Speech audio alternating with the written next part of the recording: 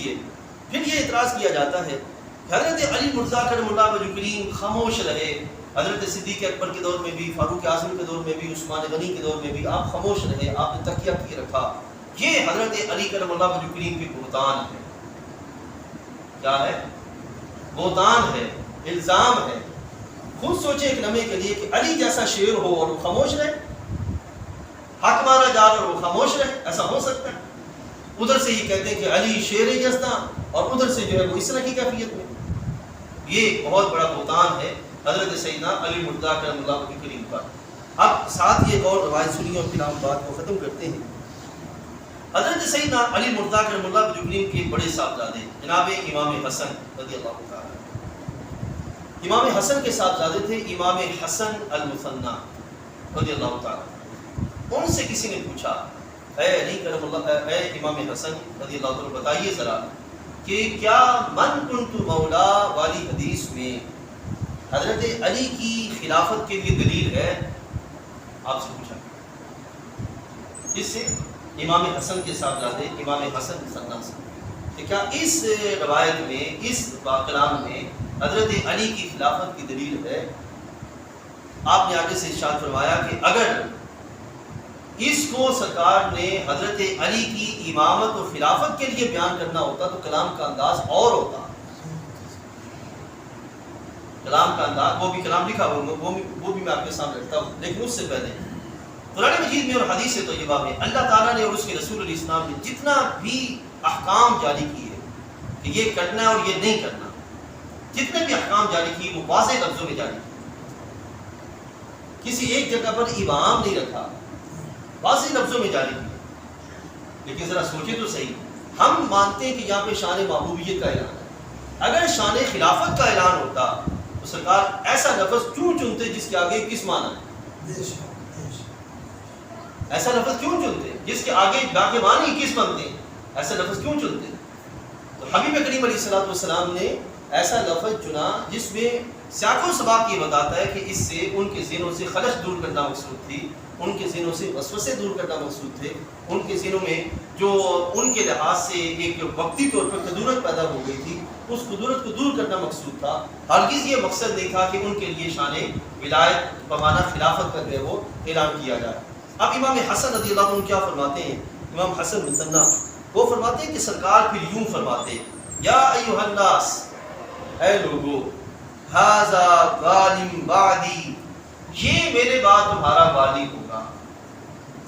سرکار یوں فرماتے، من کنت مولانا فرماتے، بلکہ یوں فرماتے ھذا والی من بعدی والقائم علیکم بعدی، اور میرے بعد تمہارے امور کا ذمہ دار یہ ہوگا. واضح لفظوں میں فرماتے. سرکار سے بڑھ کے فصیح و بلیغ کلام کس کا ہے؟ حبیب علیہ الصلوۃ والسلام نے اپنے کلام میں ابہام چھوڑنا تھا کہ امت ہمیشہ لڑتی رہتی؟ نہیں، سرکار عالم صلی اللہ علیہ وسلم نے ایسا کوئی معاملہ نہیں کیا، بلکہ حبیب علیہ السلام کی یہ شہزادے فرماتے ہیں کہ یہ انداز ہوتا فاسمعوا له واطیعوه، ان کا حکم سننا اور ان کی اطاعت بجا لانا. اس انداز کے ساتھ امام حسن فرماتے ہیں کہ سرکار کلام فرماتے ہیں، لیکن نبی علیہ الصلوۃ والسلام نے اس انداز کے ساتھ کلام نہیں فرمایا. تو یہاں اس سارے کا جو ہے وہ خلاصہ یہ ہے کہ حضرت سیدنا مولا کائنات علی مرتضیٰ کرم اللہ وجہ کریم، یہ لفظ آپ لفظ مولا آپ کے لیے ہمارے اور ان کے درمیان مشترک ہے. اس کے 21 معنی ہیں.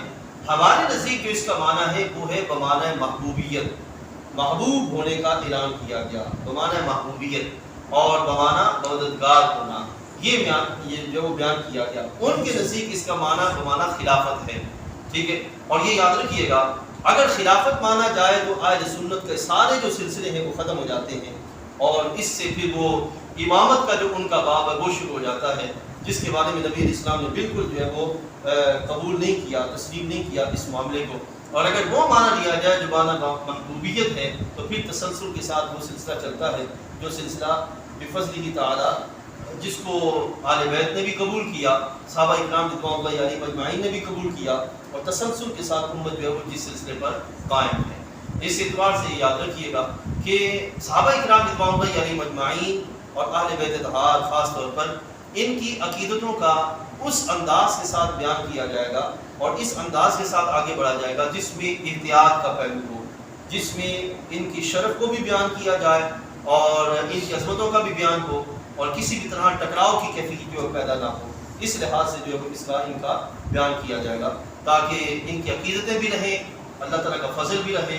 میں یہاں یہ بات واضح کرتا چلوں, ہمارے دائیں طرف بھی اور بائیں طرف بھی, دائیں طرف جو ہے وہ ہمارے لافظی ہیں جو ہاتھ سے بڑے ہوئے ہیں, اور بائیں طرف خارجی ہیں جو ان کی ان شانوں کو قبول ہی نہیں کرتے. ہم درمیان میں, ہم نے ادھر سے بھی بچنا ہے اور ادھر سے بھی بچنا ہے.